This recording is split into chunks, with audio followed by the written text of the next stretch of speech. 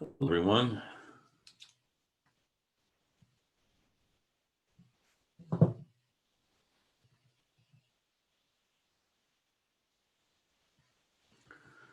How is everyone this evening? Good. Oh, good. Good. Doing all right. That's good. Good. Glad to hear it. Any questions about anything?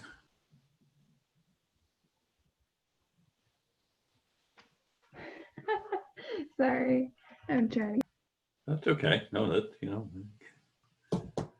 good. So let me see.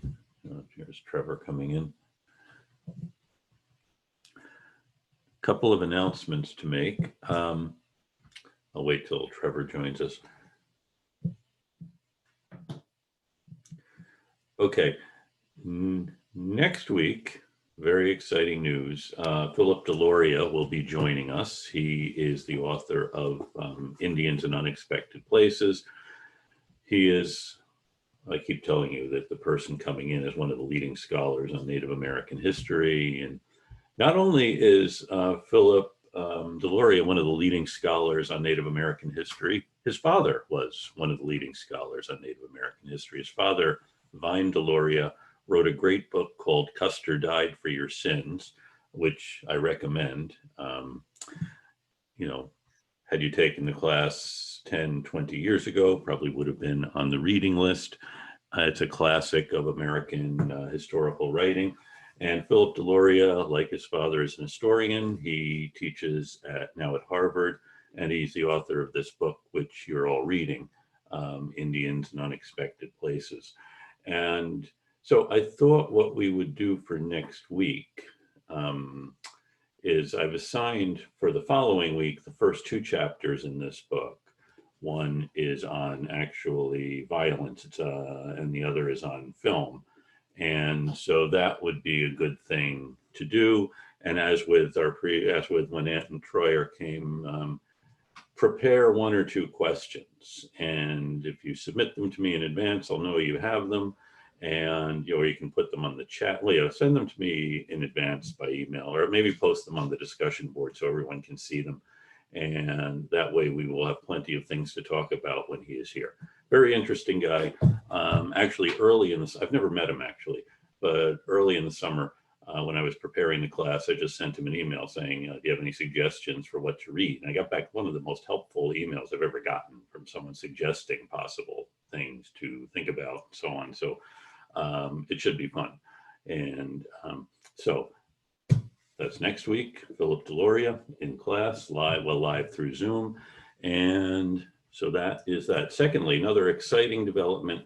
I posted this, I might have sent you an email about this Indigenous History Conference being organized at Bridgewater State University. And that is in conjunction with the whole Plymouth 400 festivities that were going to happen. Unfortunately, many of them are not, but this one is happening actually through Zoom. And so what I am suggesting to you is if you attend some of this conference, a session, 2 sessions, the whole thing, and then write an evaluation of whatever it is you've done, that will be in substitution for the book review that is due at the end of the month. Okay, so go hear whatever they have to say, write an evaluation of it. Not just, boy, this speaker was really good, or I couldn't believe the shirt this guy was wearing, but, what it is they said, what's significant about it, and what you learned. Okay, so then you do that. Book review is out, and maybe go to more than one session. We can count that as another assignment. So that is your option for taking advantage of this Indigenous History Conference that just kind of fell on us through Bridgewater State. And that should be another interesting educational experience for you. It starts this weekend, actually, and then I think it goes, check the schedule. Good. And let's see, last time we started talking about the research projects that you're doing, and I know a number of you seem to be well underway. Others are still kind of trying to think about a topic. So why don't we take a few minutes now to continue talking about that part of what you're doing. We'll see how far people have gotten. If anyone's, so number of people have emailed me that now they've changed their topic. They're thinking of something else, which is fine. Okay, so let's see. Harrison, have you come up with a topic yet? You're still thinking last week. Yeah, I think I might do the ghost dance. Is great. Great. That sounds like a great topic. Okay. And let's see. Alessandro, you still were pondering it last week. Yeah, no, I was just thinking about, I mean, I researched a little bit after class, and I was gonna think about doing something about the treatment, or basically the domestic abuse, which would word it more well, of Native women in their community. Okay. Why there aren't many things, helping them. Okay. That's interesting. Okay. Good. Let's see. Lucy, you had a good topic in mind and you're still thinking about it or still on mascots? Yeah, I think that's what I want to stick with. Okay, good, good. Let's see, Patrick, you had a really interesting idea. Yeah, I'm sticking with the Native American tourism industry. Right, yeah. I recommend everyone to check out the discussion board this afternoon. Patrick posted his idea on that, and it'll give you a sense of, kind of how to frame what to look for when you're framing a topic. Trevor, what do you have in mind? You had two last time. You have movies or railroads, right? I would say I'm closer now to doing railroads, but like movies that are still in the back of my mind. Okay, that's good. That's good. Let's see, Shadi, you were thinking about citizenship, but you really hadn't quite decided yet. Yeah, I think I'm gonna stick with that, but Okay, I might have some other options. I don't know yet, but I will definitely email you if I change my mind. okay. Let's see, Alex Chen, yeah. Yeah, I was focusing on the diseases that Europeans brought over to the Right. Americas when they first came. Yeah. Kind of focused that. I was thinking about just looking at the Columbian Exchange. Okay, that's good. Good. Okay, let's see. Sam, what do you have? I'm still thinking about sticking with what I had Yeah, before. hallucinogens. Yes, I'm just not sure if I should cover like all of them or like focus on a specific one. Mm-hmm. But now, can you tell us what are some of the main ones? I know like peyo or peyote, I'm not sure how to Mm-hmm. pronounce it. Yeah. Was one of the main ones in like a lot of the different cultures. Yeah. Okay. I am not sure what other ones. That was the main one that I found. Yeah. Okay. But my main suggestion always is to focus on one thing, okay. as opposed to trying to write about everything. And that seems like, I mean, could be you can't find enough on that. In that which case, then start looking for other things. But if you start off with a very broad focus, it's harder than to narrow it. That is, you don't know when to dig in, which is really what you need to do when you're doing any kind of research. Digging in at some particular point. Yeah. So that would be my advice. I mean, I haven't looked at the, what you're looking at. So, but that would be my suggestion. And peyote does seem like peyote or peyote seems like the one that there would be probably the most about. Yes. So good. That sounds good. Thank you. Now, Tessa, we're also looking at women, I think, but you had another idea as well. Yeah, I think I'm going to stick with women. Okay, that's good. Have you found anything else out since last week? No, not really. Okay. Let's see, Savannah, you had a couple of topics in mind last week. Yeah, I think I'm leaning more towards the alcohol and drugs. Okay. And let's see, Molly, you had a good idea this afternoon. Yeah, so I think I'm going to talk about railroads and like the effect on culture and like migration of Native people.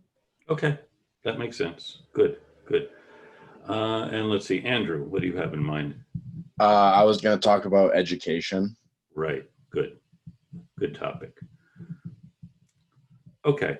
Now, I know some of you have begun doing your research, others have not, and some of you are trying to pretend that you have.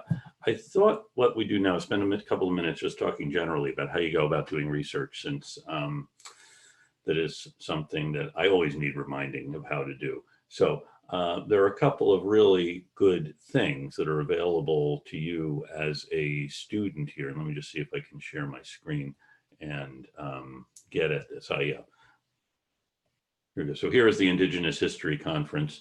How it began, October 3rd to November 22nd. So it goes until November 22nd. You can see, you can actually download the session. So this Saturday, Linda Coombs, who I believe is related to Darius Coombs, who will be talking to us later on in the semester. So this is what's happening on Saturday, and then Sunday, all kinds of things. Jean O'Brien, you know, she's from Minnesota. Here is Darius Coombs.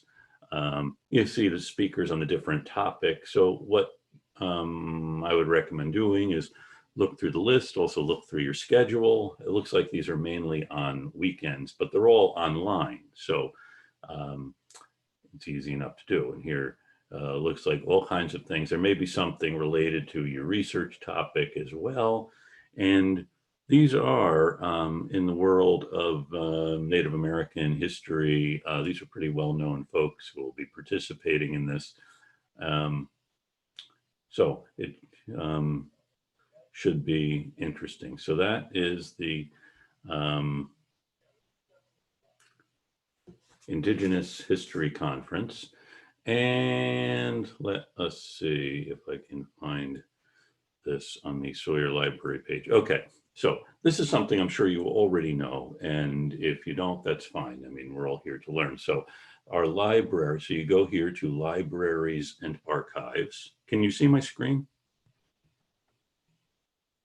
Yes. Good, okay. And here you see the Library and Archives. You go to the Mildred Sawyer Library, which is the main undergraduate library.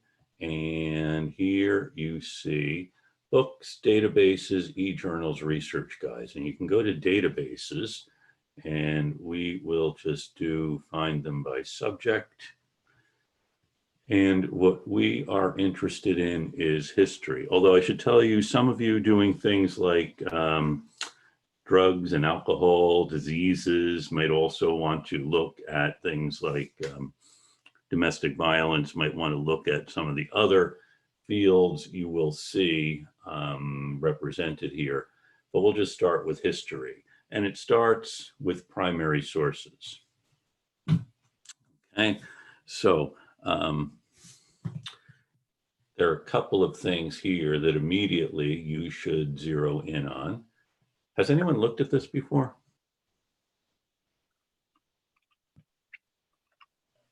Yes. Yeah. Yes, a number of you have. Has anyone not? I've never seen that. Okay, thank you, Sona. And so here you can see American Indians and the American West, 1809, 1971. And you should be able to click it.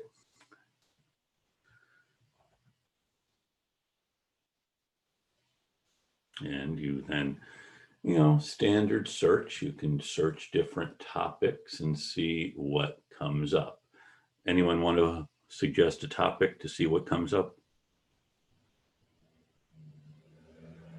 Indian removal? Indian removal, okay, we'll do that.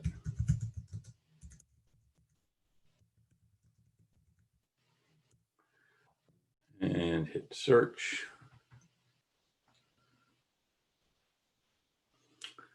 Okay, and you see 3,909 items have come up.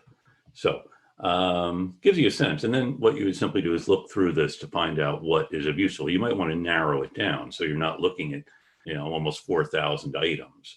But over here also you can see different subjects on the left that may also have more. And Yeah, so you see there is a lot of stuff here. Just it was just one click. We got almost 4,000 sources on something, and then the thing to do is narrow it down, figure out what of this will be useful. So this is going to be extraordinarily helpful to you in finding sources. So you're not just Googling and trying to make it up. So these are the primary sources, and then we come down here to the secondary sources. And probably the most useful in the world of scholarship is JSTOR. And that stands for something which I can't really remember. Has anyone looked at JSTOR before? Yes. Yeah, I have. Okay, yeah, anyone not? I don't think I have, but I may have. Okay, well, that's good. This, when I was your age, believe it or not, well, actually a long, long time ago, in order to do this kind of work, you would have to find a library that had all of these journals. And then you have to go through the index of each one to see, is there anything in here that I can use? And this is one reason why it took so many of us so long to finish school, because we were spending all of our time in the library looking at the index of these journals. But here, you can go to JSTOR. Let's let someone else suggest a topic that we want to research here.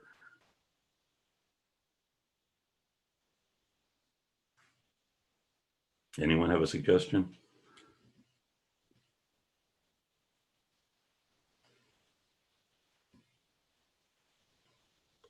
You can look up mascots if you want. Okay. And Native Americans. And let's see. Now, this has different kinds of areas where these are all, so for example, American Indian Studies, you see there are 8 titles, that is 8 different journals related to Native American studies. And here's American Studies, another one. Anthropology is another field in which you're likely to find things on Native Americans. Archaeology, probably not much in British studies. I'm thinking, Sam, for hallucinogens, botany and plant sciences, you might find something, or ecology and evolutionary biography. Let's just see. And then we'll come down here to history, and we'll just plug this in and see what comes up. I mean, there may be some other general topic that you may find something, and let's see. No, 168 results. Okay. And here you see from the American Indian Law Review, here's a symposium in the American Indian Quarterly, Native American and Indigenous Studies. This is a journal, and here's the American Indian Quarterly. So you can see there's actually been a lot written about this. And so you would go through these 168 some odd things and figure out what here is useful to you. And then the great thing about this is you can go, we'll just take a look at this one. And here is actually the article. And you can see it has all of the information here about when it was published, which you'll need in your bibliography. And you also can download it, so that way you have it. So this makes it incredibly easy to do all of this work. And you don't even have to leave your house. And you get all of this material readily available, and there it is. So I've just made your lives as scholars a lot easier and more productive. So now it's just up to you to do something with all of this great gift that the Sawyer Library is providing you. Okay, so that is the first step when you're doing research, is getting this. Well, the first step most of you have done, figured out a topic. Second step is finding sources. And in the back of your mind always should be, well, what am I going to say? You don't want to preordain that. I mean, you may have a certain idea, then you find the sources actually indicate something else. And then you change your mind or realize all of the sources are wrong and you were right. So this is what we should be doing. And I was halfway thinking that maybe this would be a good time for me to send you all out. I was thinking of dividing the class into small groups, having you all find and come back when each of you having found, say, 2 sources that which get you further ahead in your project. Would that sound like a good use of your time, or is that something you'd rather do on your own? Okay, so we will form into groups. Let me see if I can figure out how to do that. I was kind of trying to put some people together who are doing related topics. This might take a few minutes, but bear with me. Okay, I'm going to divide us into 4 rooms, and now I'm going to create rooms. And let's see.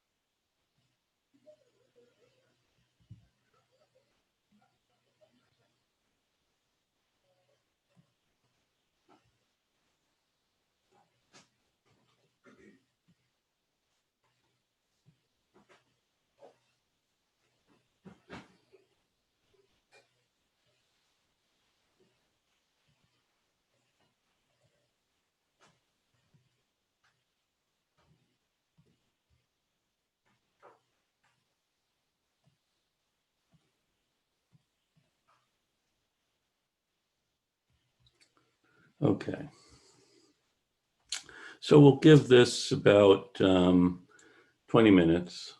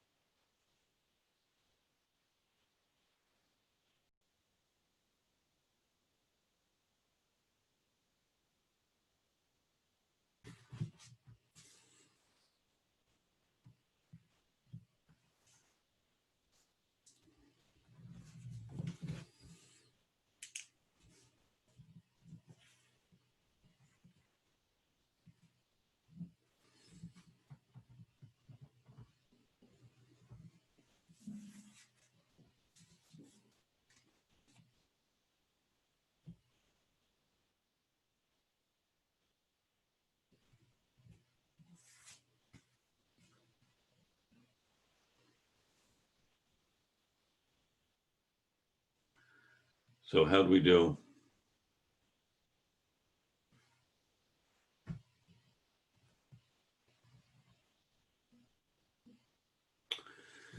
Okay. Sana, did you find any good sources? I'm doing. Who else was doing what I was doing? Let's see, 1 second. You're doing citizenship and Yeah, and sovereignty. Shadi, you were doing citizenship and sovereignty. So hold on, I wanted to because I kind of do a screenshot. Hold on. Hold on. Just give me 1 second. So yeah, I did it. I found a journal article on that, and it talks about like hold on. Sorry, hold on. There's like 3 different types of oh, hold on. What did the other guy find first? Can you get me started here? Shadi, what did you find? We'll call you Shadi, or would you rather be called the other guy? But, Shadi's fine. okay. So I was looking on JSTOR only, but I did find a couple. What did you find? I'm just gonna have to. I saved them to my bookmarks, so just. Oh, okay. Okay, so now you have to look at them. Yeah. Let me see. Okay, hold on. So it says something like they share 3 characteristics of mutuality, and one is they mark a necessary difference as Indians for individuals, as wards, and for Native nations as domestic dependents. Yeah. And yeah, then, that comes from the Cherokee Nation versus Georgia case. yeah, and then the second one would be to perpetuate Indianness. They use their power and trust authority to block access to home ownership for individuals for their economic development for Native nations. And the third one was they strategically utilize ambiguity and Indian status to maintain federal powers over Indian individuals and nations. And then now, hold on. So it sounds like you're giving us a theory as opposed to a couple of sources, or is that what the sources say? Yeah, that's what the sources say. Yeah, all assignment was just to come up with 2 or 3 sources. Oh, like to tell you what the sources were? Yeah, the title and where you found it. Yeah, we're making it too complicated. Yeah, I'm sorry. So it was That's like the sovereignty of American Indians. Okay, good, yeah, good. And where was that published, Shadi? In JSTOR and the journal. The journal of what? Because JSTOR is like a big collection of journals, and so what we're looking now is the title of the journal. Okay, hold on. It is. It's right here. Oh, hold on. Like the source was from. Are you talking about like where I got it from? Like in the JSTOR, it says the University of Nebraska. I don't know. Well, you see, it should. Can you share the screen? Yeah. Hold on. Let me make sure I'm doing. I didn't mean to pick on you, but you. No, hold on. I'll share the screen. I just gotta go. I just need. Oh, I don't see you guys. Okay, here we go. So I'm gonna share the screen.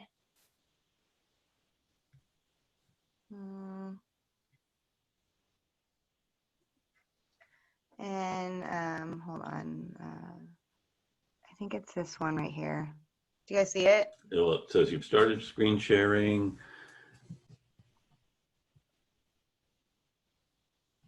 Wait. Do you guys see it now? No, it still just says Sana Kim has started screen. Oh, there we go. Okay, good. Okay, so here you can see on the left, if you scroll it down a little bit,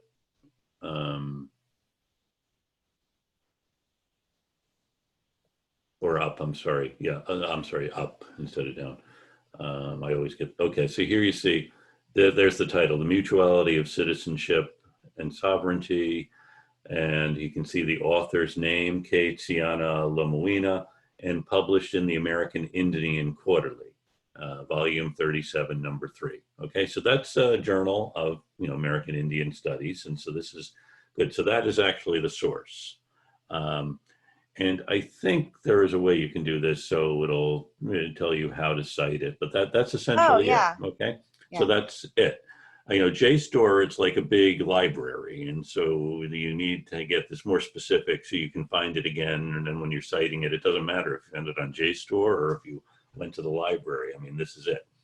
So that's good, and this tells you, there's a little blurb about the author.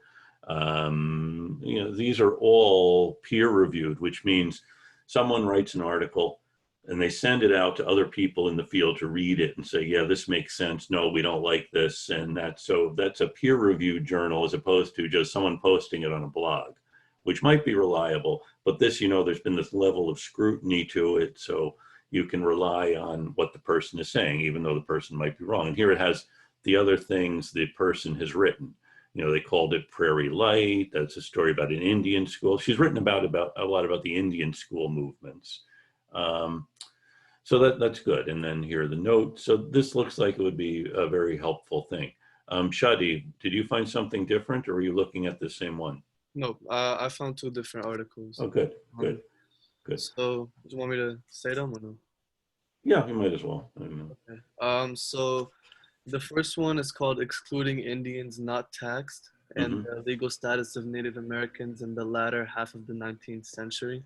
So this is like when they were still trying to. Yeah. Where was it published?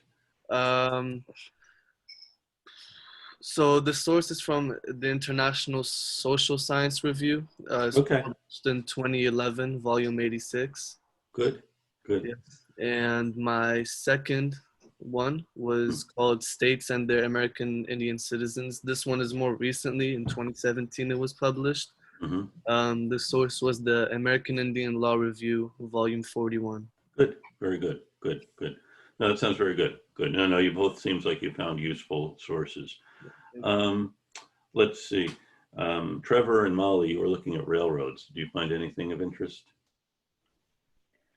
Yeah, I found a couple good things. So one of the ones that I found really interesting was this text called Railroads in Indian Territory, Governments and Unlikely Partnerships, which is kind of about the legality behind when they built the Transcontinental Railroad. And then I found another article called Railroads, Tourism, and Native Americans in the Greater Southwest. So this might be useful to, I know somebody mentioned that they were doing tourism, but it kind of talks about how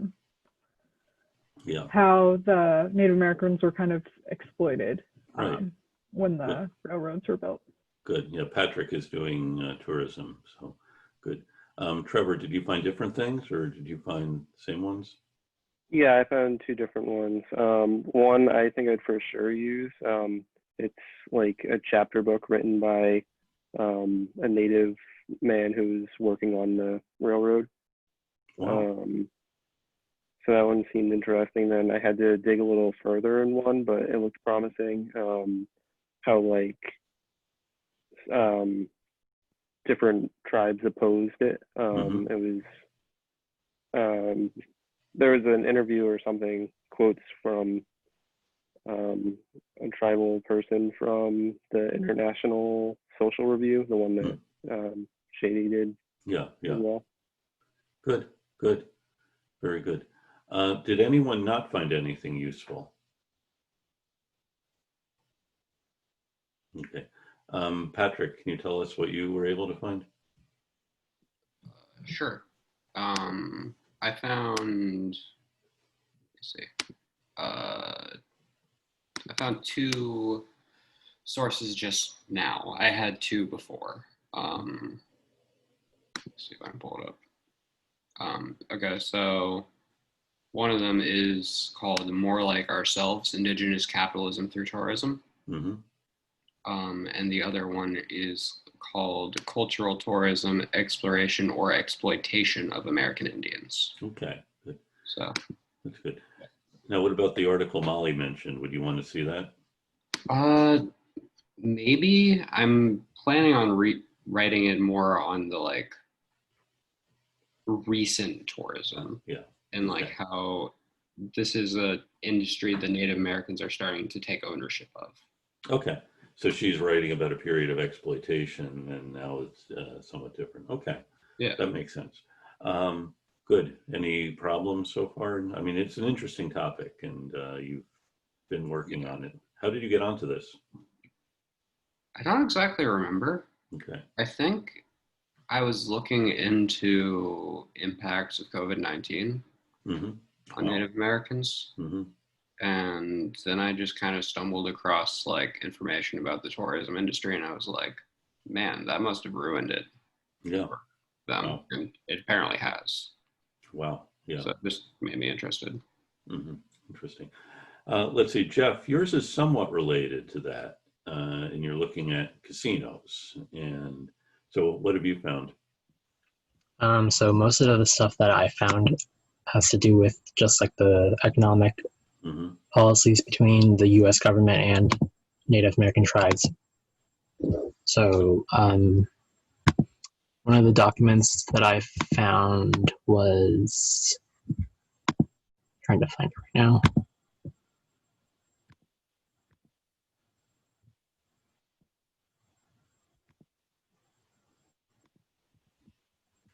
Indian gaming in South Dakota. So it basically just goes specifically to the state of South Dakota and how, like, just how casinos and gambling has evolved over the decades. Okay. Good. So you're not looking at, places like Foxwoods or Mohegan Sun or the ones closer to us, but looking more out there.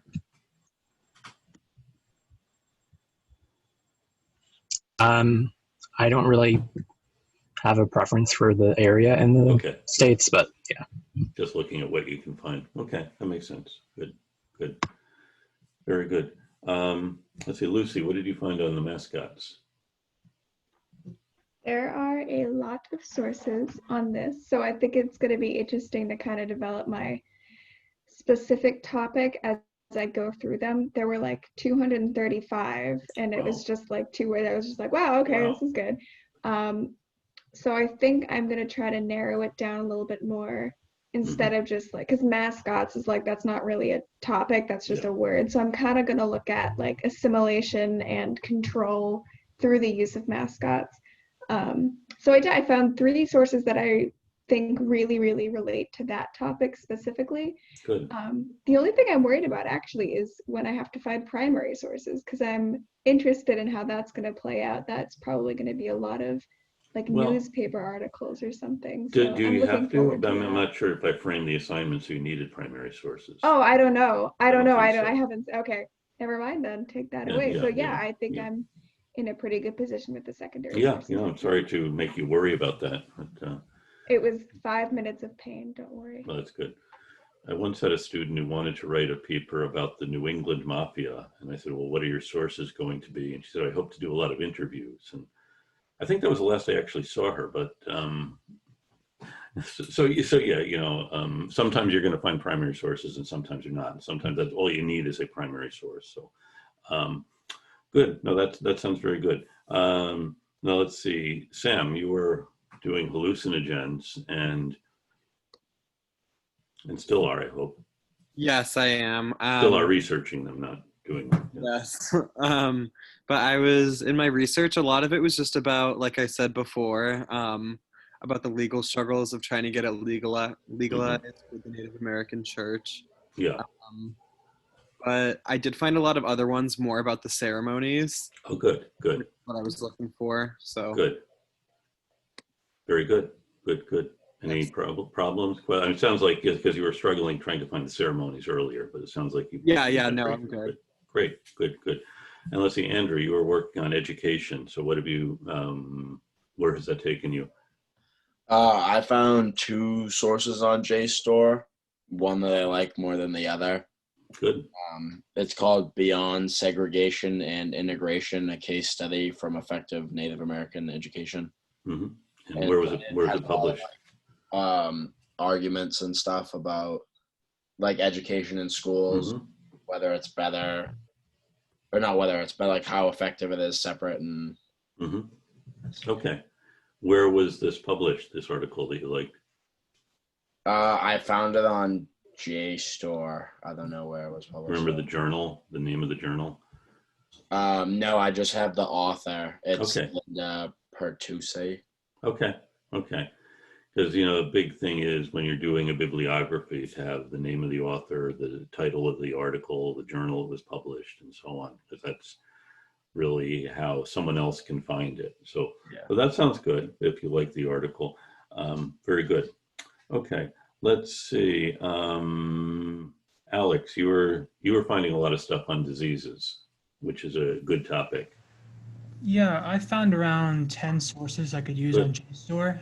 I also looked at Google Books and found Okay. 3 of them that I really like. Mm-hmm. 2 sources that I'm really interested in are one from the Journal of Economic Perspectives. It kind of just gives you an overview of the Columbian Exchange, Yeah. not specifically focusing on diseases, but it has it in there. So if I really want to get kind of a background, that'd be a good source for me.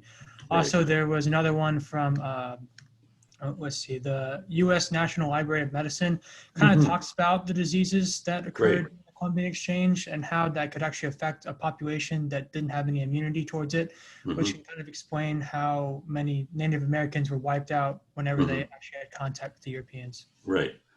Very good. Very good. Good, good. Okay, let us see. Now, Harrison, you are getting onto the ghost dance. What have you found? Well, I found one not so helpful source and one that I think will be helpful. Okay. That's So- often what happens. So good. You're lucky you found one that's going to be helpful. What was the one that won't be helpful? It was this journal article from a journal called Ethnohistory. Yeah. And it was basically just the author of the journal article was just pretty much just tearing apart another author's interpretation of the ghost dance. So they didn't really provide anything substantial towards it. It wasn't the author whose article you liked that this one was tearing apart. No. Okay. Thankfully. Okay. Yeah, this is good because sometimes, I mean, you have to be critical in evaluating the sources and making these kinds of judgments about what's going to be helpful and what isn't. And here, so that's good. And then you found one that will be helpful. And where was that? That I found it off JSTOR. It's a chapter from a book called Belief in Worship in Native North America. Oh, good. That And sounds perfect. Yeah. And it tracks the basically the evolution of the meaning behind the dance from when it was started to when the Wind River Shoshone started using it. Okay, great, good. Did you find or look for the article that the other guy was tearing apart? Is that? I have not yet. I want to though. Do that just Yeah. to, you know, rather than we're not just making fun of anthropologists. Okay. Let's see, Tessa, you had a kind of an interesting topic. Yeah, I was looking into the role of Native women in their communities. Okay. And did you? Yeah, I found 2 sources. The first one is called Contemporary Native Women, Role Flexibility in Politics. And the second one is called Keeping Native American Communities Connected to the Land, Women as Change Agents. Good. Where were they published? The first one was published by the Canadian Anthropology Society. And then the second was published by the Allen Press. Okay. I don't know anything more about the Allen Press, but good. No, those sound like good sources. So yes. And anything else? Any other issues come up? No issues. I actually found a lot of sources, but I've just been like saving them to look at. Good. That's perfect. Yeah, you know, because you're not going to. The purpose right now is just to find a couple, so that's good. Yeah. And knowing that there are more out there. So let's see, Alessandro, what about your topic? How are you doing with it? Pretty well. I found one article called "Intimate Partner Violence and Sexual Assault in Native American Communities," which basically I was trying to research the domestic violence and however that may occur in the society. Yeah. And reading a little bit into it, it details a lot about. It says that it will detail like interventions and causes and other kinds of things that lead to it happening. Yeah. Good. No, that sounds helpful. Good. And I think one thing we're finding too with this particular subject, if we were just doing a regular history class, it would be enough just to look under history and you're going to find everything you need. But Native American history also requires you to look in archaeology, anthropology, and now many of your topics require you to look in law and medicine and other areas. So it makes it a bit more challenging because many of you are finding you're getting a lot of stuff that you don't possibly need in order to find the one or two things you really do. So I recognize that this is, for the students I've had in other classes, this is probably the more challenging assignment. So, so far you're all doing really well. And let's see, Savannah, what were you able to find about alcohol, drugs, and I ended up actually finding a few other ones when I searched different keywords. But good. So 2 of them that were interesting were development of a media campaign on fetal alcohol spectrum disorders for Northern Plains American Indian communities. Well, okay. And where was that published? I'm sure we saw that one together. Yeah. It's on they're both on JSTOR, but it was published by Sage Publications. Okay, that's an academic press. Okay, good. And then the second one is substance use among American Indians and Alaska Natives, incorporating culture in an indigenous stress coping paradigms. Yep. Good, good. Okay. And it was also published in the same. Okay, no, this is good, good.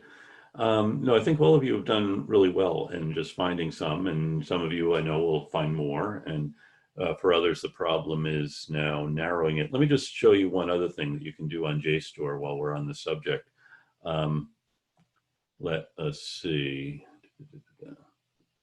One of the things that is really helpful with JSTOR, because I know a lot of you are taking a lot of, this isn't, by the way, a way to get by without actually reading books, but it's a good way for you to figure out how to evaluate books. And let me just see if I can get back to, let us see. Okay, so one thing JSTOR is also really good for is all of these journals also review a lot of books.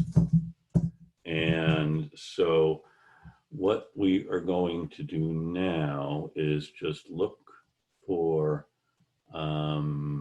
any book reviews of any of Philip Deloria's books, and that'll give us a sense of well, what other people say about the author or about the book. You know, sometimes you're assigned to read a book and you don't quite know what to think about it.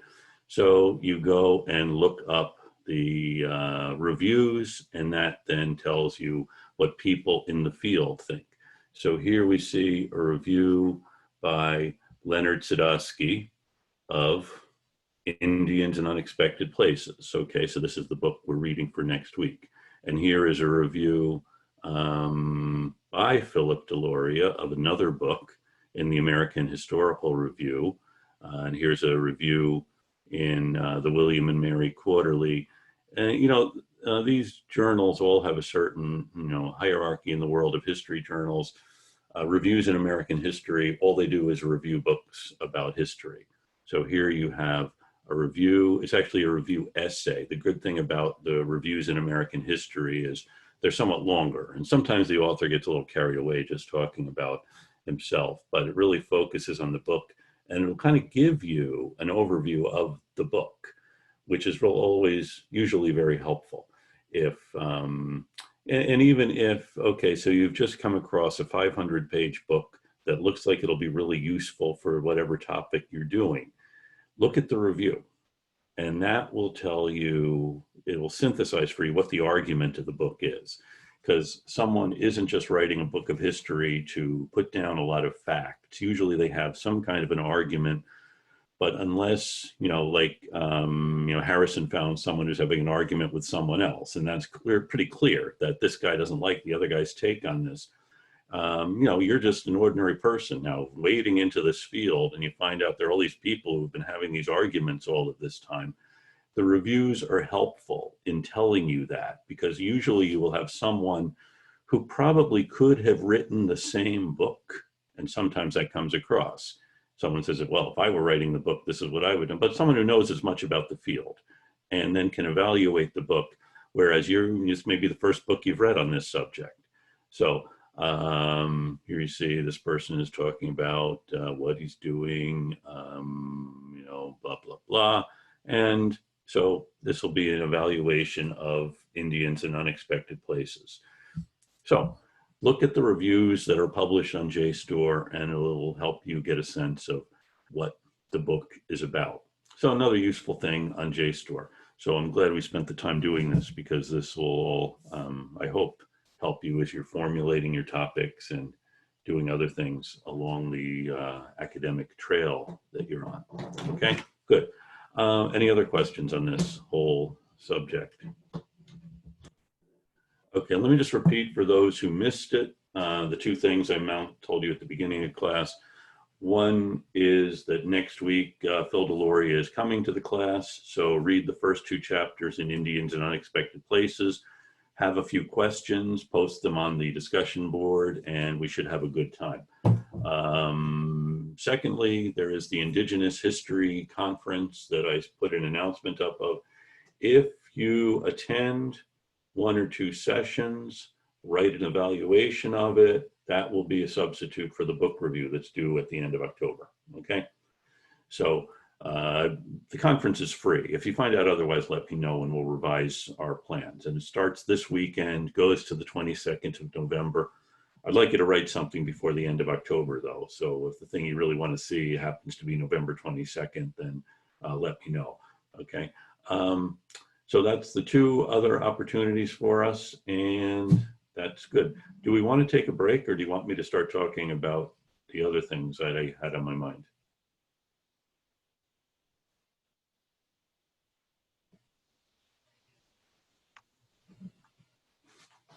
Yes, Savannah, do you have a preference? Can we take a little break?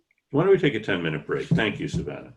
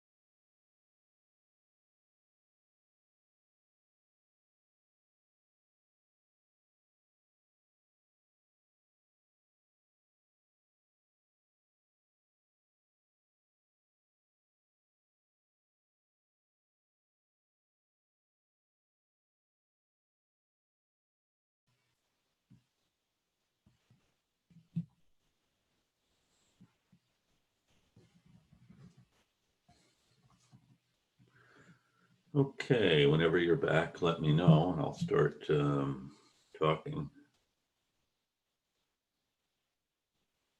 Hey, Shuddy.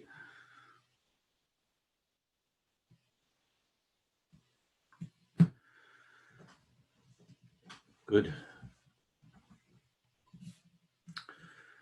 Okay. Any new questions since we adjourned? Okay.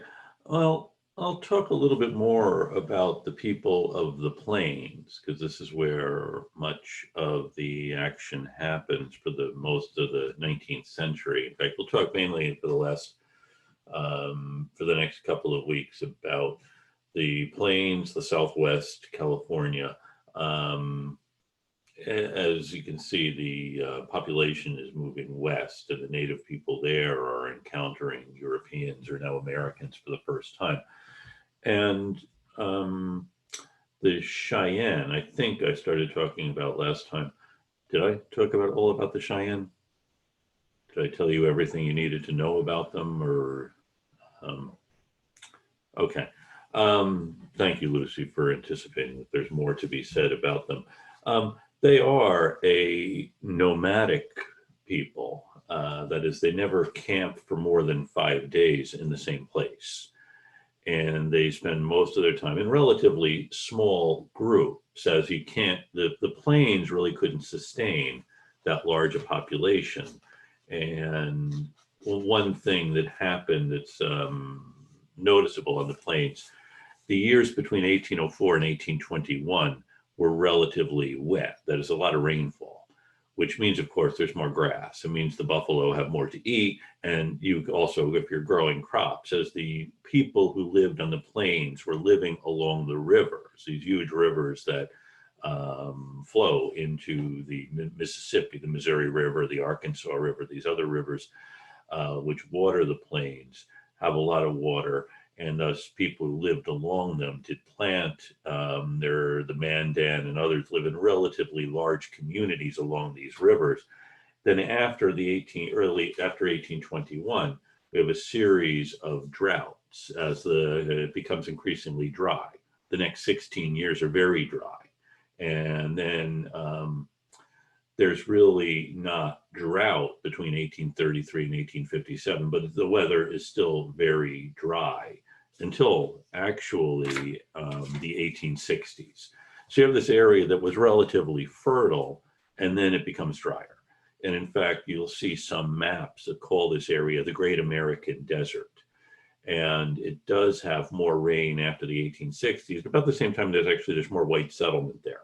And then, of course, one thing, a famous episode in American history in the 1930s was the drought in the Great Plains, which we call the Dust Bowl. But you can see there have been these cycles of different climates in these areas like this. And the lack of rainfall really depletes the resources there and makes it more difficult for these settled agricultural people to hold on.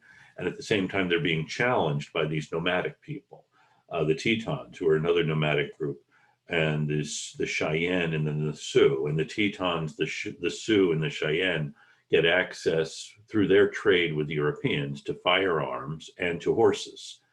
And horses will give anyone a tremendous advantage over people who don't have horses. And it's one thing that it makes it much easier to hunt buffalo, for example, if you're doing it on horse rather than if you're doing it on foot. It's possible to do it on foot, but again, the hunting would be done mainly to hunt one or two.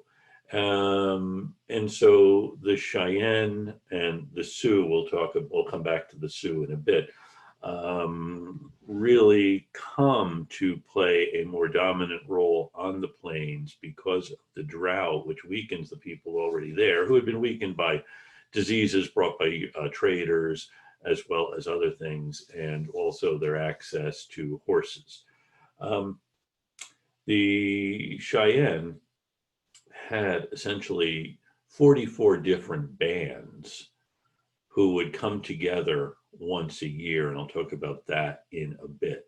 So they live relatively apart from each other, except for once a year when they come together, the 44 bands. And each band will have its own chosen chief. As I think I mentioned, often there's a difference between the kind of civil chief and the war chief, because these are people you need for different reasons. Anyway, getting back to the Cheyenne, they weakened or subjugated the settled farming people along the plains, the Mandan, the Hidatsa, the Pawnee. They do trace their origin to a common cultural figure or culture hero. It's traditional in a lot of cultures to have a culture hero. And the Cheyenne is sweet medicine.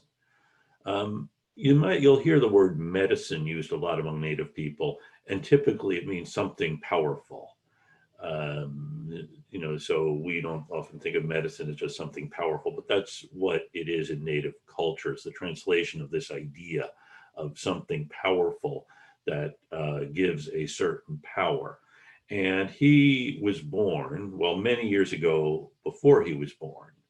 That's before all of us were born. And by the way, the story comes through the oral tradition. It was written down at a certain time. It might have changed over time before it was written down, but before he was born, people were bad and they were living without law. Now, there was a man and a wife who were middle-aged, and they had one daughter, only one child, a daughter. And she dreamt one night, saw a voice told her, "Sweet root will come to you because you are a clean young woman." Now, sweet root is a medicinal plant that grows in Montana and Idaho. The next night, she has the same dream. The next night, she has the same dream. And the fourth night, she tells her mother the dream she's had.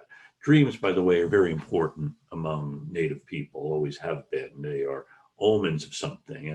And the thinking is there's not a separation between the world of where we are now and the world of dreams, that they're connected, just as the world of the ancestors is connected. It's something that struck me. The different folks who have come to talk to us all talk about this connection, and you'll see it in the books as well. Some months later, she realizes she is pregnant, and she hides, doesn't tell anyone this. There's not a man in the picture. And so she goes to have her baby by the river in heavy brush there. And she makes a shelter out of driftwood for the baby. And an old woman, she leaves the baby there. An old woman comes to the riverside to gather brush, and she hears the baby crying. And so she goes to find the baby and takes the baby home. She's an old woman, her husband, an old man, and the husband says, "That's our grandson, and his name shall be Sweet Medicine." And he grows up and he performs miracles.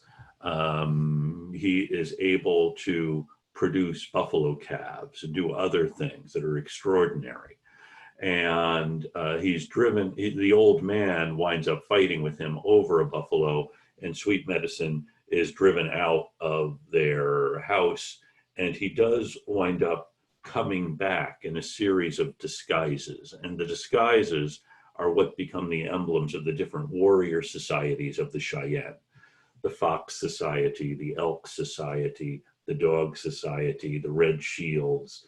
These are different warrior societies, and you as a man in Cheyenne society would be a warrior, and you would be part of one of these different societies, which are different really from the clan you might be in or the other kinds of connections you might have. And the fifth time he comes with an eagle feather.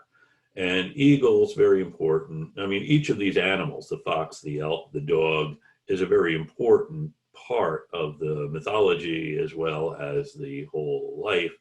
And the eagle is very important because the eagle, I should ask, does anyone know why eagles are important?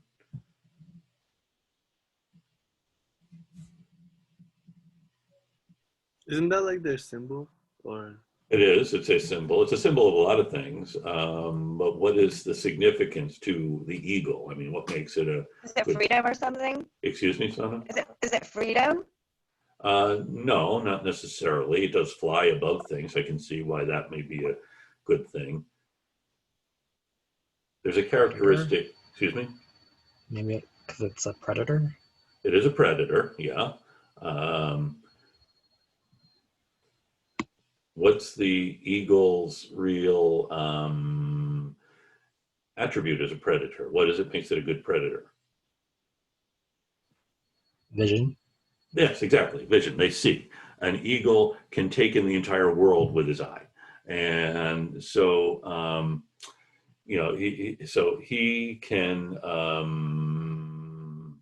see the whole world as clearly as you can see your feet. So that is the thing about the eagle. Each of these different animals has a different attribute that is valuable in a warrior: a fox, a dog, an elk. Probably a good reason you don't have a warrior society called like the moles or the prairie dogs or others. So you have to get an eagle feather. An eagle feather, in fact, becomes the symbol of the Cheyenne chief. And the symbolism of it is really the vision that the eagle has. And during time of war, you wear your eagle feather straight up. During time of peace, you wear it, going left to right, stuck through your braided hair. Later on, by the way, the Winnebago, who were in Wisconsin, had developed the war bonnet with a lot of feathers on it, which the Sioux then borrowed and used this. The Winnebago used the feather headdress in religious ceremonies. It's not something you wore if you were going to fight, because you don't want to have your eagle feathers damaged or have someone else take them. So they're used in religious ceremonies. And the Sioux admire this and borrow the idea of the feathered war bonnet. And then the Cheyenne also adopted much later in the 19th century. So not during the time we're talking about. And eagle feathers are not easy to come by. The feathers, in fact, come from the eagle's tail. There are 12 feathers in the eagle's tail. These are the longer feathers that are most useful in a war bonnet. So you think you have to first get an eagle in order to get these feathers. And the two quills that you're wearing have to have come from an eagle's tail. And the way you would get an eagle is this. You would have to dig a hole first, and you could not use any metal in digging the hole. And then the hole has to be big enough for two men to sit in. And then you cover this hole with aspen or poplar branches. And then above the poplar branches, you put some meat. This is kind of baked. And the eagle, you hope, is going to see this and swoop down to get the meat. And then when he is landed, you have to grab him. So all of this requires a great deal of effort to get these feathers, which should indicate to you how highly valued they are, how rare they are, these eagle feathers that have been gotten with great effort.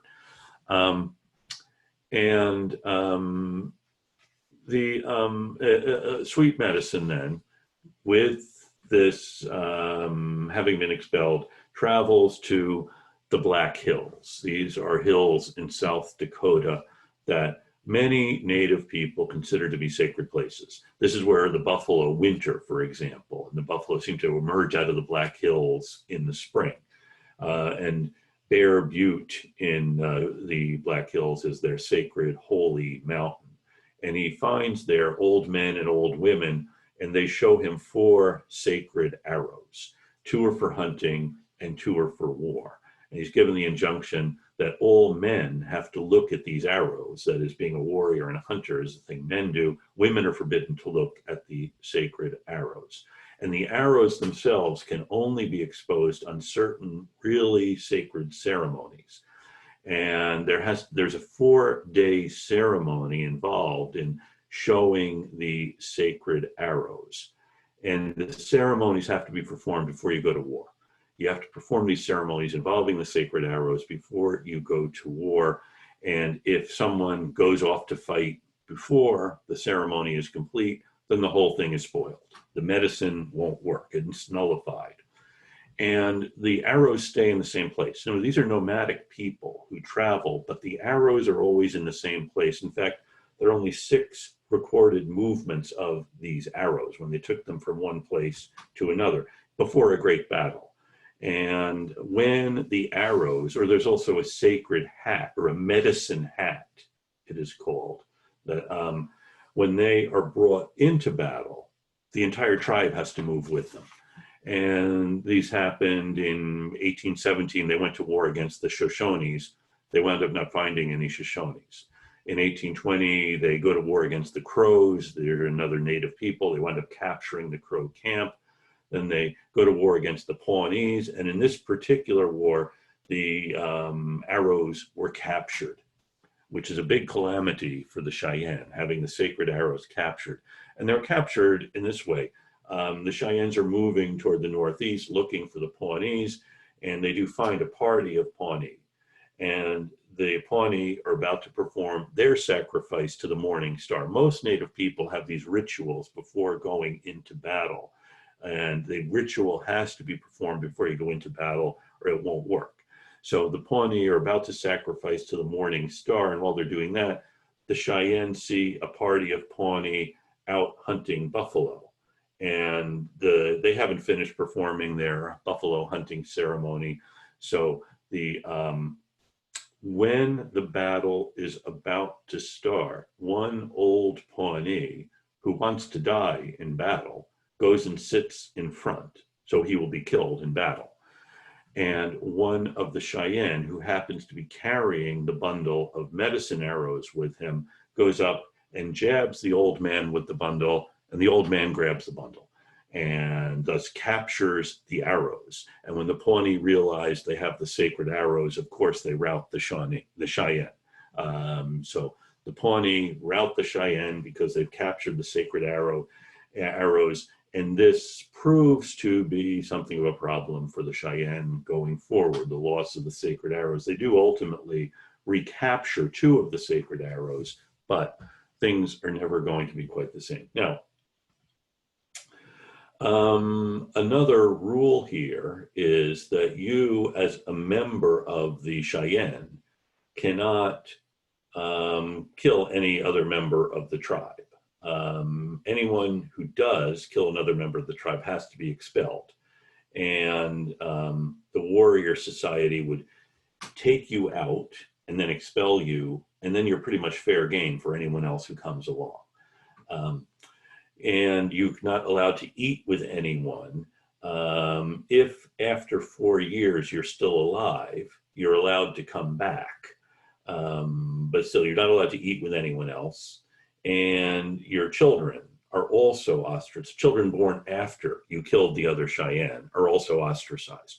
Most Native cultures have a very strict rules about this to prevent people from killing one another. Well, most societies, I should say, have pretty strict rules about not killing anyone else. And sometimes it's anyone else within the society, sometimes it's anyone else, period. And you know, they've evolved this code so that if you do kill someone else, in the case of the Cheyenne, you're expelled, and then anyone can kill you while you're out there. If you survive 4 years, you can come back, but still you're somewhat ostracized. Other societies have a kind of retribution, that is, you pay the family something to cover the offense. It's a subject we'll come back to later.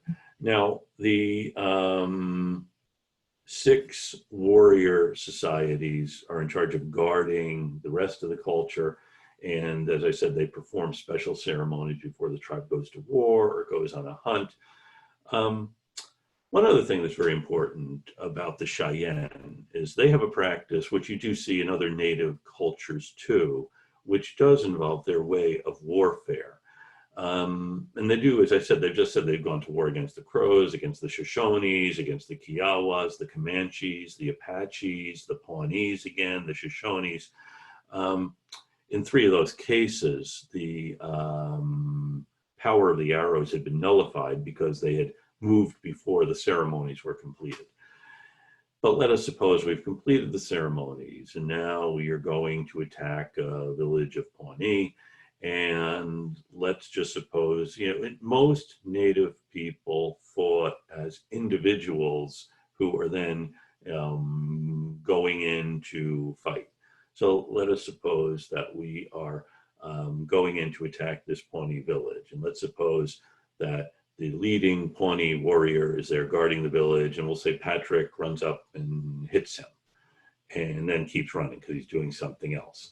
And then Harrison following behind knocks the guy down, and then Jeffrey coming along kills him. And let's suppose then Trevor coming along behind Jeffrey scalps him. Jeff, you probably would have taken the scalp as a trophy, but you were preoccupied doing something else. Okay, so now we get back to our group to tell them what we have done.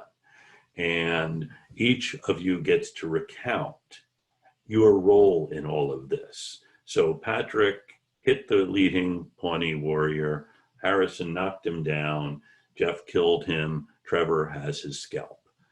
Which of the four deserves the most honor for this? The one who killed him? The one who killed him. That would be, so you're saying Jeff and anyone else? Maybe it's Patrick because he started the offense. Yes, Trevor, do you have a? I mean, I have the scalp to prove it. So. Trevor has the scalp to prove it. Okay, so that's not. Trevor. Excuse me? I was going to say Trevor. You would say Trevor, okay. Well, actually, it's Patrick, because when this guy was at full strength, Patrick showed he wasn't afraid by going right up to him and hitting him, okay?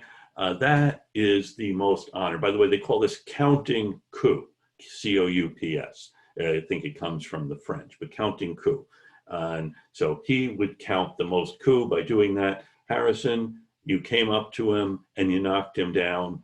Jeff, the guy was already lying on the ground. So yeah, okay. But it's not showing as much bravery as Patrick demonstrated. And, you know, Trevor, if you had been moving faster, you probably would have already been in the village doing something instead of scalping someone the other guys have taken care of. So yeah, so counting coup, very important here. And this actually counts more than the scalp. The fact that Patrick went up to him, actually touched the enemy. That's the really important thing here at full strength, either with his hand or with a spear. And this kind of bravery is very important in a culture like this, in any of these cultures that really depend on defending themselves against these enemies. And sweet medicine teaches the people how to live. Again, remember, this is a society where they only spend, at the most 5 days in one place, and they do transmit these stories, which help to reinforce who they are as a society. It's really the importance of these stories in most cultures that don't have a written language. I think we still have stories that are very important in reinforcing who we are. So, but that's these cultures, these stories reinforce who they are. So the story of sweet medicine and the story of, Patrick counting coup by hitting the Pawnee, and these are what reinforce who we are.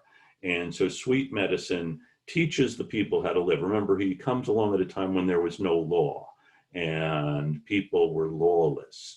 And so he establishes a law with the sacred arrows. Again, sweet medicine might not have existed, but he is the culture hero of the Cheyenne.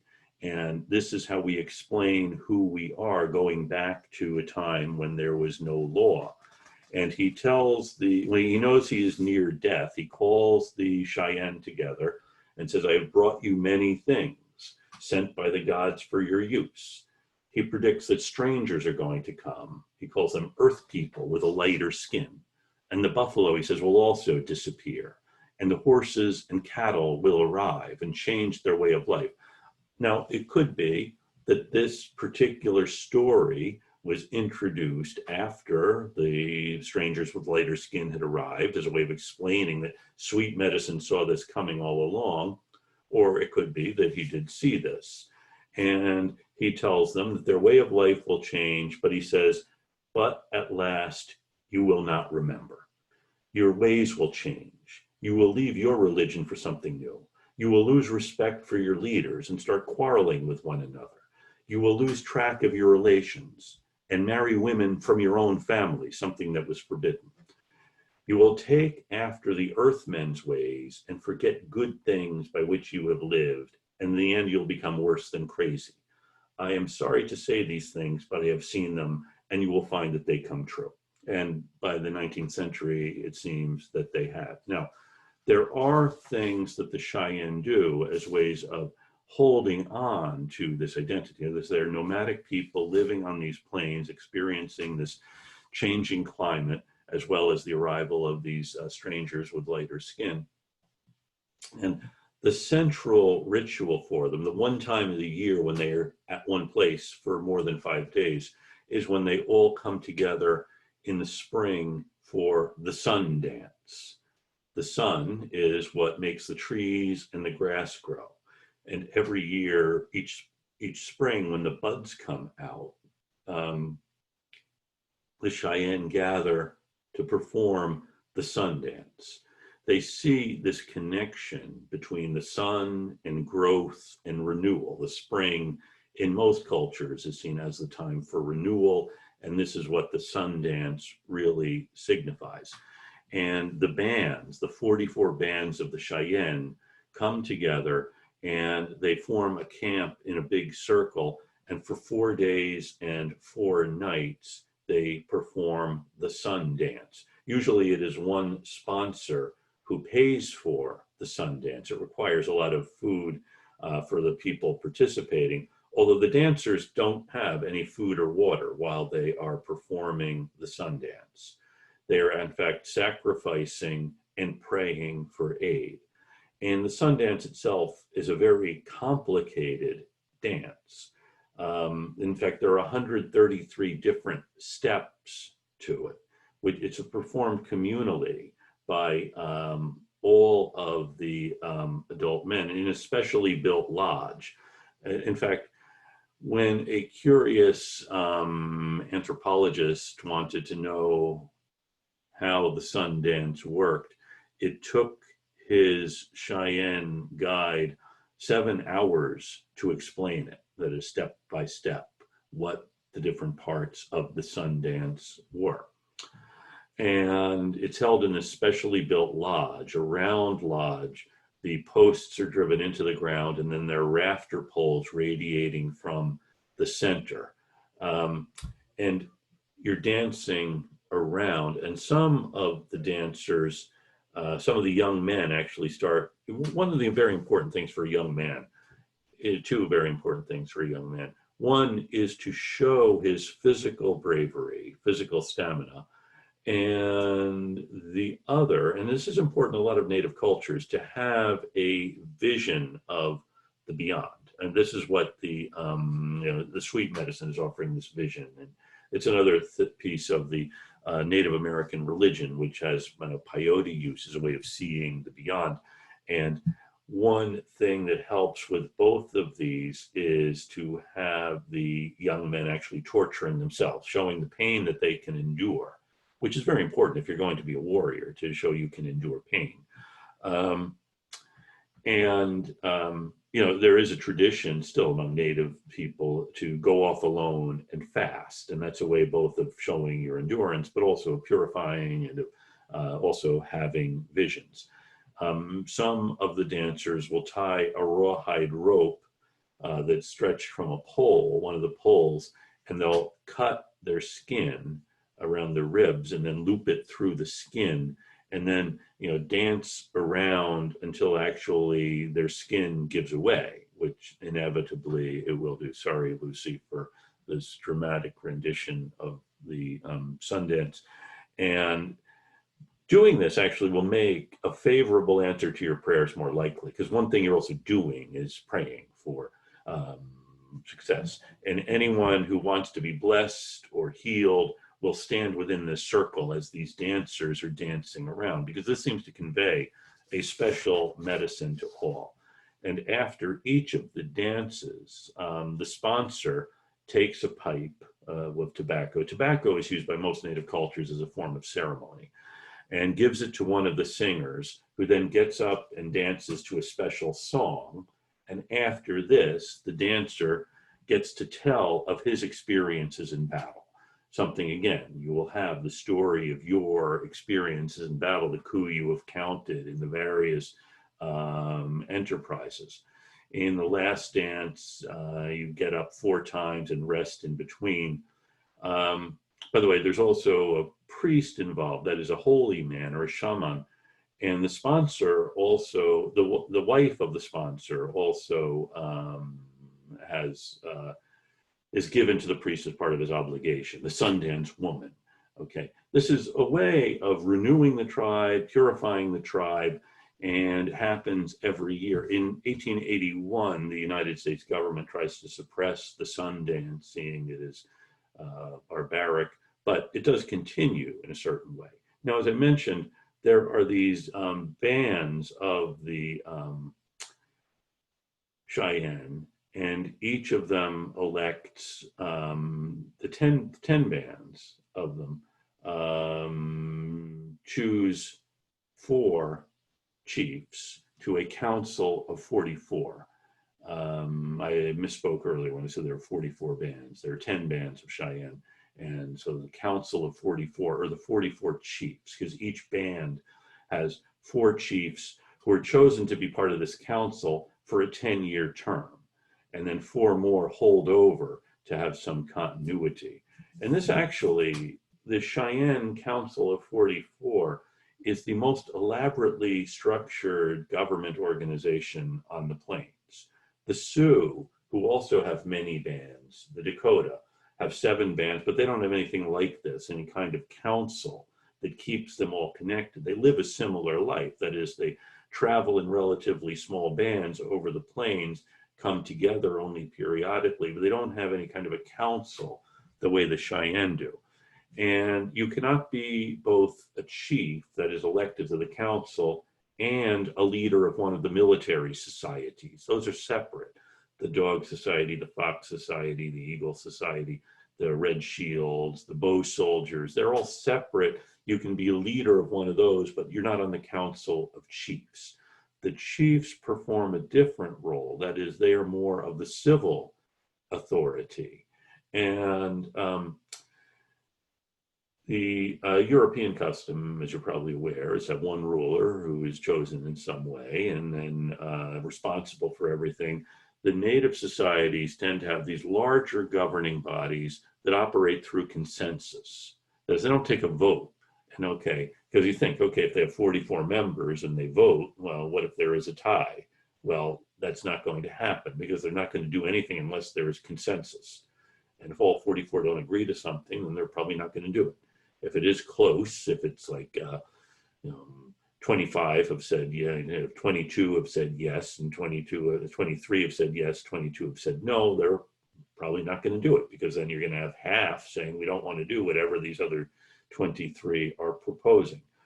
And this is going to be something of a problem for the United States to grapple with. You have these 44 chiefs who have to agree to something, and it's going to cause some problems. Now,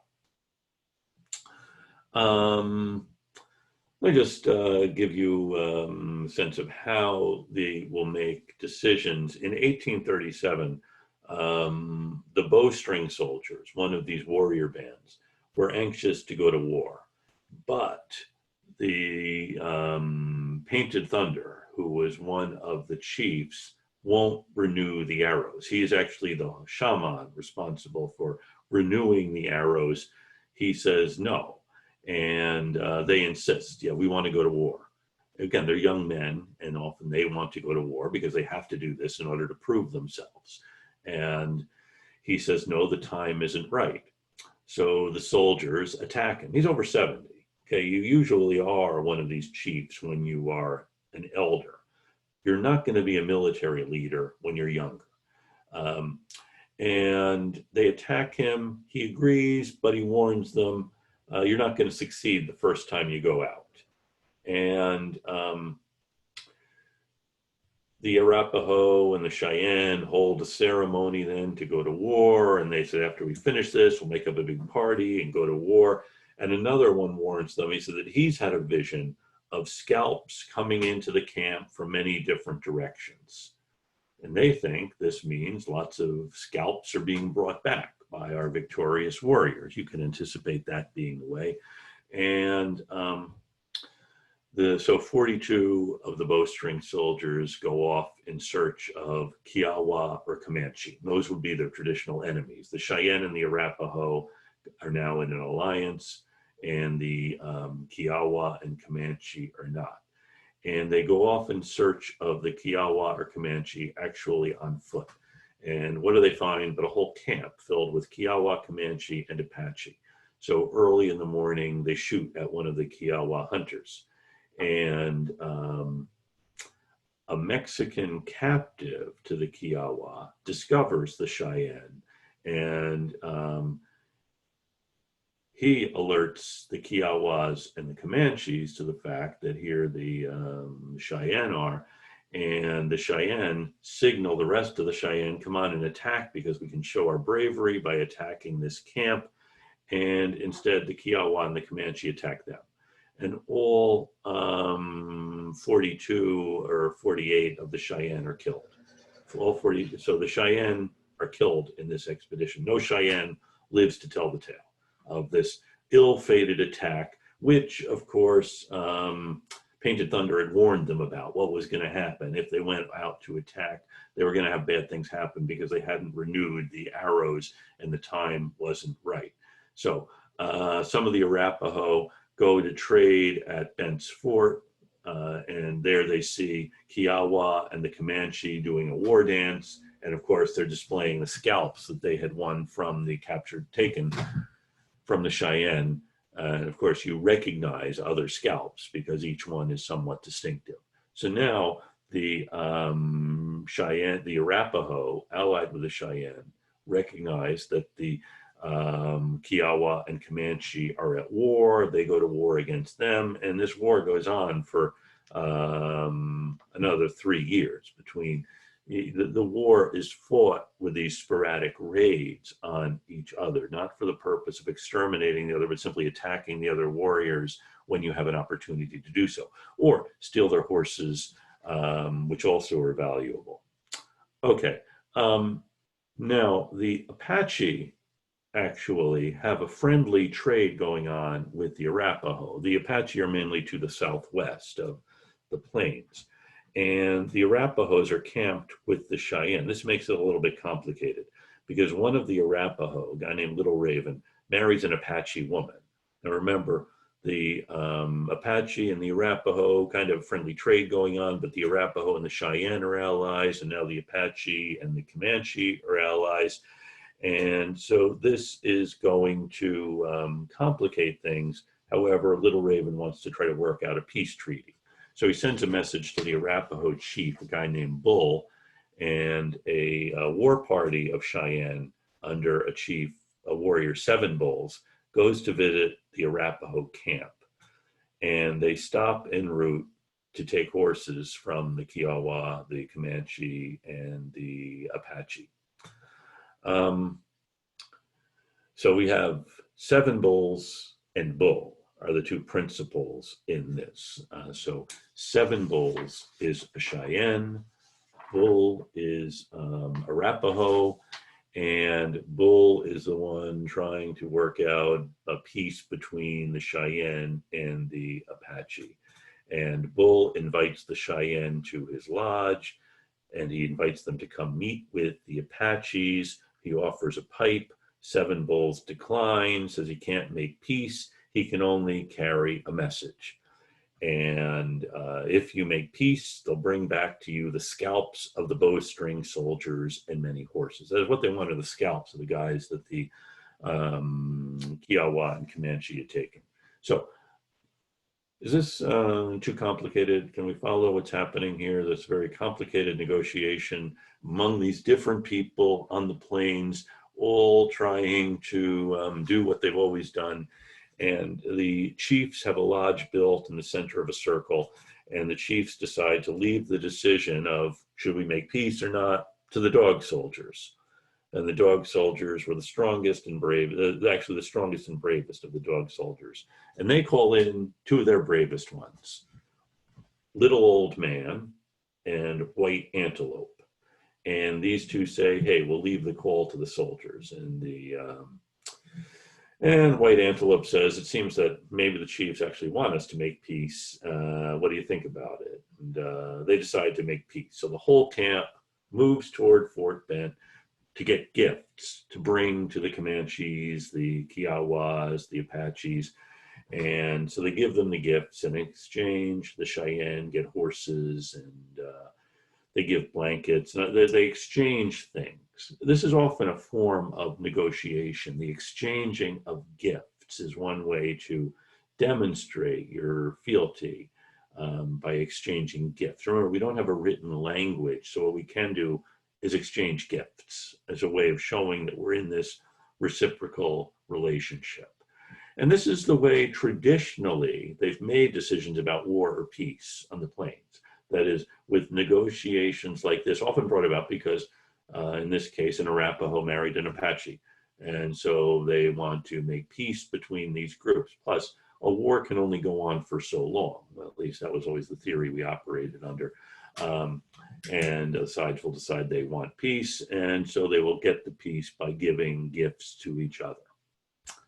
Okay, so what changes on the plains? Well, first is the fact that you now have an American population moving across the plains to go to the Pacific coast. The area in the center of the country where these folks are was really not regarded as very good farmland. The Pacific Oregon Territory in the 1840s, Texas in the 1820s and 1830s, the Oregon Territory in the 1840s is offering more of an inducement, and these immigrants aren't planning to stay, they're just passing through.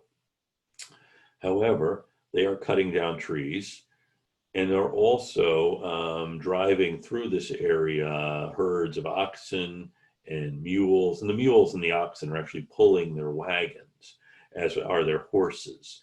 And they are eating away the grass. In fact, they're gnawing away the grass roots. And they're also shooting the buffalo.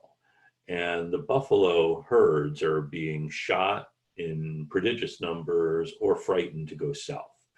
And the immigrants, the people crossing over, don't want to get caught up in one of these wars between these different groups of Indians, which do happen with some regularity. And so they see the big problem isn't necessarily that the Indians are going to attack us, but that we're going to be between a couple of groups of Indians attacking each other. Or some band of Indians might see this particular wagon train as a useful thing to loot. And so they ask the United States to protect them, protect the Oregon Trail. And this is what the United States is about to do in 1845, when war breaks out between the United States and Mexico. And the Mexican War is going to have a big effect because this is going to give the United States control over everything to the Pacific coast. There's another issue in this too, because there's another group heading out into what then was Mexican territory, and these are the Mormons. And the Mormons are, is anyone a Mormon? I'm asking, I know the deans told me not to keep asking you what your religious affiliation is, but if anyone is a Mormon, maybe you could share more of the Mormon story with us. Anyone know anything at all about Mormons? I mean, I dated one, but you dated a Mormon? Yeah, it okay. was like a long. Okay. I don't know. He was from Utah, and I don't know. I think it's like Mormon is they have like, it's like polygamy, right? It is all polygamy. Yeah, well, yeah, some Mormons do practice polygamy, although actually it's illegal. Was that what he was? No, I shouldn't ask about. I also feel like it's kind of weird. Like, I feel like it's kind of incest. They're kind of like, aren't they like Mormons are like incest or something? No, I don't think that's the case, but I'll give you in a nutshell the doctrine, so we're not just relying on this guy that Sana dated and dumped many years ago. Joseph Smith was a guy originally from Vermont, and he finds these gold plates that turns out to have been written by the angel Moroni. And the angel Moroni recounts in these gold plates this extraordinary story of things that happened in the Americas before the arrival of anyone else. And this big battles between these different groups who were the lost tribes of Israel, who had made it here and had this big history here before they all disappeared, leaving behind nothing but these gold plates. And so that's the genesis of this. The Book of Mormon is these gold plates translated. And they have this idea that they're not, by the way, they're the Church of the Latter-day Saints, because this tribe of Israel, these were the saints. They came to America, and then we are called on to be the Latter-day Saints. Thus, the Mormons see the native people as remnants of these tribes of Israel. And it's been a fascination for the Europeans who came to America since the 1400s, 1500s. Who are these people? Because the Europeans operated under the Judeo-Christian framework that, Adam and Eve were the first two people. Everyone is descended from them. So then how do you find these people on the other side of the ocean who didn't have any contact with the Garden of Eden? How did they get here? And so how do these Indians get here is something that the Europeans were asking. And the Mormons say, well, of course, they were part of this tribe of Israel that had left back at the fall of the temple in 70 AD, and they made their way to North America. And then that's who they are, which gives them a certain different standing than if they are savages, different kind of creation, et cetera, et cetera. So the Mormons have this different view of the native people. And also the fact the Mormons run into a lot of hostility in upstate New York, where Joseph Smith is when he says he discovered the plates, and the great skepticism among others. And they keep having to move west, and they move to Illinois. They form a town in Illinois. And Joseph Smith in 1844 decides to run for president of the United States. And not only does he fail, he's actually assassinated. And then the movement is taken over by Brigham Young, who is another leader, and Young decides that they go across the Mississippi into Missouri, and from Missouri they begin this trek out into the area that's now Utah, which then was part of the Mexican territory. And their idea is they're going to get away from all of their American neighbors who have been killing them and attacking them, and start their own community there where they can practice according to the tenets of the faith. And so they go to the Great Salt Lake, and they've set up trading networks throughout the West, extending into California and other places. And then, much to their chagrin, the Americans do follow them, and in 1849, under the Treaty of Guadalupe Hidalgo, get control of this territory. And the Mormons now are pretty much entrenched in Utah by then. The United States does actually fight a war against the Mormons in the 1850s. And actually, it's part of the requirement when Utah does become a state later in the 19th century that their constitution has to forbid polygamy. This has been a big sticking point. So that's it in a nutshell. Mormons don't drink alcohol or caffeine or smoke or do any of these other things. And they tend to be very hardworking, industrious people, and also tend to be very friendly. I've known a lot of Mormons. I don't know, but they are, if you're a New Englander, you might find them gratingly friendly, but they are very friendly people. Friendly, hardworking, industrious. In fact, the symbol of Utah is a beehive, because bees, of course, are always busy, and so are the Mormons. They're out there too, as the United States now is wanting to protect these immigrants along the trail. And yeah, the Mormons did at this time practice polygamy, Sana. And today, officially, they don't, but we know that there are some who do. So, okay. Many of the native people also practice polygamy, because if you think about it, the men are warriors, the women are the ones being defended, and what happens when a warrior dies, what happens to his widow, and there's usually a period of mourning. And anyway, it's a long story, long stories about polygamy, and I would be misleading you if I told you any more about it. Anyway,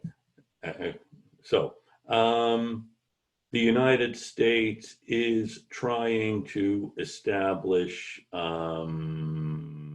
peace in this area as the native people are fighting each other. Colonel Philip Kearny goes up the Platte River. He meets with the Cheyenne and the Arapaho, and he establishes a couple of forts on the upper Platte, Fort Kearny and Fort Laramie, two very important forts. And this is at the time, about in 1849, actually, there's a cholera outbreak on the plains, which further weakens a lot of the tribes.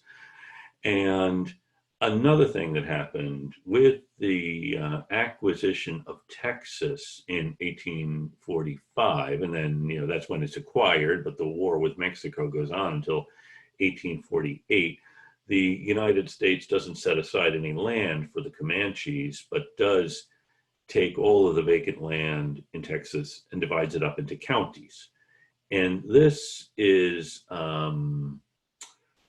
something that the president at the time, that's Millard Fillmore, says it's not a good idea simply to divide up all the land into counties, because that is going to alarm and irritate the Indians. And also by saying, okay, this land that they had been hunting on now actually belongs to someone else, means if they can't hunt, what they're going to have to do is simply plunder and rob.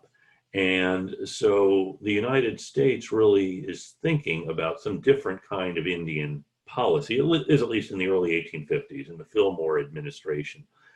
By the way, this may be the last time you hear about how good Millard Fillmore was as president, but he actually was pretty good by all accounts. Fillmore also sees that if you simply say we're dividing up all the land, that deprives you of any influence over the Indians. If you simply said, okay, you don't have any land anymore. Texas does become a state with its counties, but the United States still holds the rest of this territory as a territory, and it's up to the United States to determine what happens here. And what happens is this: in 1851, the United States convenes some 8,000 or 12,000 Indians at Fort Laramie to make a treaty. And the treaty is with some of the Sioux, Cheyenne, Arapaho, Crow, Assiniboines, Gros Ventre, the Mandan, Arikara. Some of these groups previously had only met when they were fighting each other. And now they agree we'll abstain from hostilities with each other. And we'll also recognize the right of the United States to build roads across this territory and to set up military posts within the territory.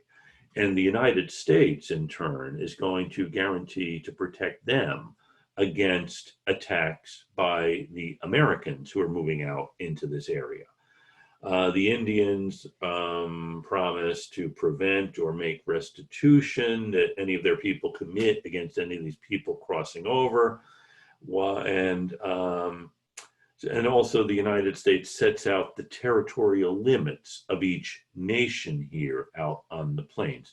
This is at a time, by the way, when the Sioux have great power here. In fact, the Treaty of Fort Laramie in some ways is like the high watermark of Sioux influence or Sioux power on the plains.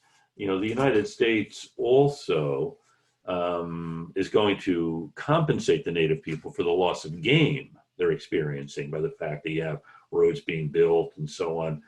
And, majority of the 10,000 or so who are there are Sioux, Cheyenne, Arapaho.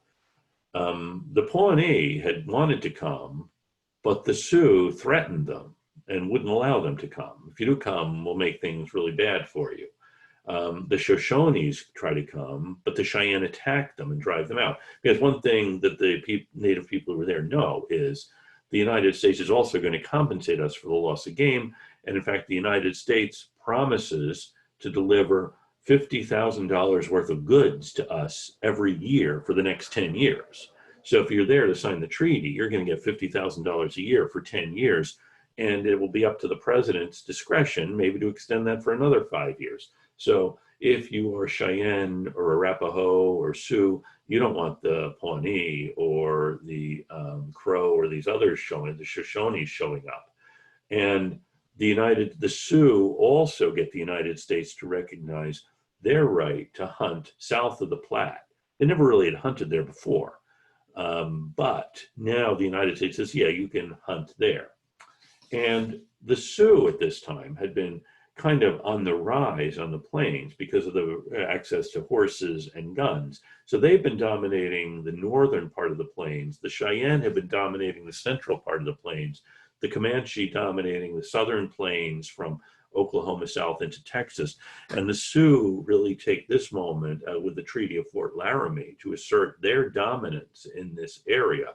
And they also don't see that this treaty precludes them from extending their power even further.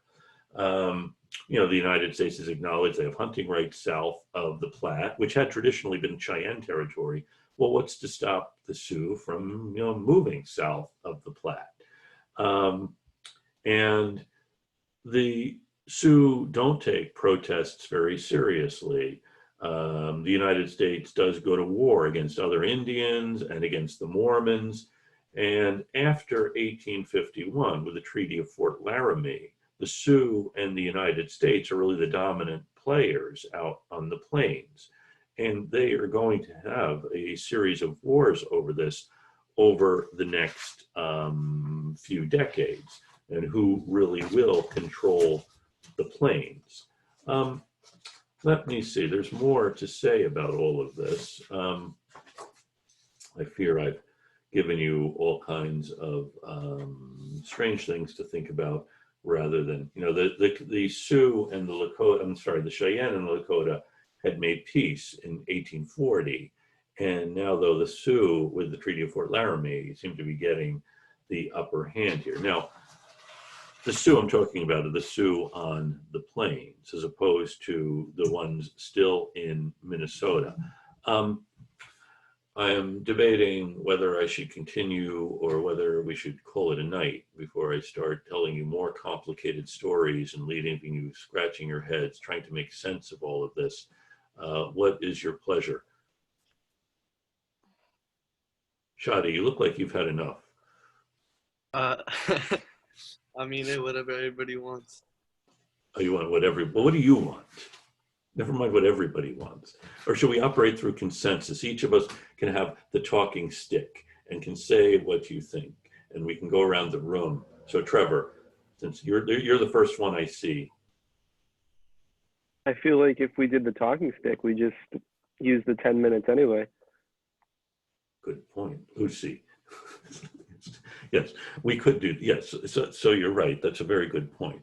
And actually, it's one reason why these societies tend to be slow to change or to act, because you do spend a lot of time talking. Talking is a valued thing among Native cultures. Eloquence is something, how do you know someone is a good leader? Either by bravery or by eloquence. And there are, of course, other things that often are less visible, but most societies have similar issues with choosing leaders. So anyway, well, I think we'll call it a night, and I will see you all next week. Remember, you have the option to attend this conference, and next week we have Phil Deloria coming, so you'll be reading the first 2 chapters in his book and thinking of good questions. And where's this conference? The conference it's online, but it's sponsored at Bridgewater State. It's a conference on Indigenous history, and if you attend one or more of the sessions, you can write about it, and that will be in lieu of the book review. I'm in. Good. Okay. All right, Starting this night. Saturday. Good night. Take care, everyone. Good night. Thank you. Thank you. Take care. Good to see you.